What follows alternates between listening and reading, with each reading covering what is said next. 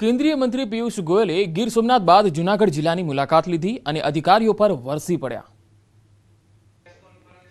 કેન્દ્રીય મંત્રી પિયુષ ગોયલે જૂનાગઢમાં જિલ્લા સેવા સદન ખાતે સમીક્ષા બેઠક યોજી, જેમાં ગિરનાર પર્વત પર પ્રાથમિક સુવિધાના અભાવ મુદ્દે અધિકારીઓનો ઉધડો લીધો।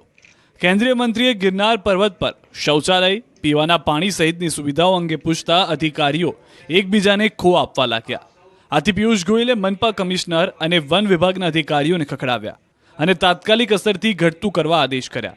આ પહેલા જૂનાગઢ શહેરમાં વેપારીઓ, ઉદ્યોગકારોની રજૂઆતો સાંભળી। ચેમ્બર ઓફ કોમર્સ દ્વારા રજૂ કરાયેલા વેપાર સંબંધિત વિવિધ પ્રશ્નો પર વિગતવાર ચર્ચા થઈ અને દરેક સમસ્યાના સમાધાન માટે પૂરતા પ્રયાસની મંત્રીએ ખાતરી આપી। વલસાડની સિંગર વૈશાલી મર્ડર કેસમાં આરોપી રિમાન્ડ પર। મુખ્ય આરોપી બબીતા શર્મા 2 દિવસના રિમાન્ડ પર છે। આરોપી બબીતા અત્યારે 9 મહિનાની ગર્ભવતી અને રિમાન્ડ દરમિયાન એક તબીબ અને એક એમ્બ્યુલન્સ પોલીસ સ્ટેશન પર રહેશે હાજર। પહેલીવાર એવું બનશે કે ગર્ભવતી આરોપીના રિમાન્ડ દરમિયાન એક ડોક્ટર અને એક એમ્બ્યુલન્સ સતત હાજર રહેશે।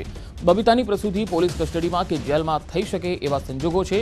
હત્યા કરનાર પ્રોફેશનલ કોન્ટ્રાક્ટ કિલર 2 આરોપીઓને ઝડપવા પોલીસે તપાસ તેજ કરી છે। નોંધનીય છે કે વૈશાલીની મિત્ર બબીતાએ જ તેની હત્યા કરાવી અને કારણ કે બબીતા પાસે વૈશાલી 25 લાખ રૂપિયા માંગતી હતી।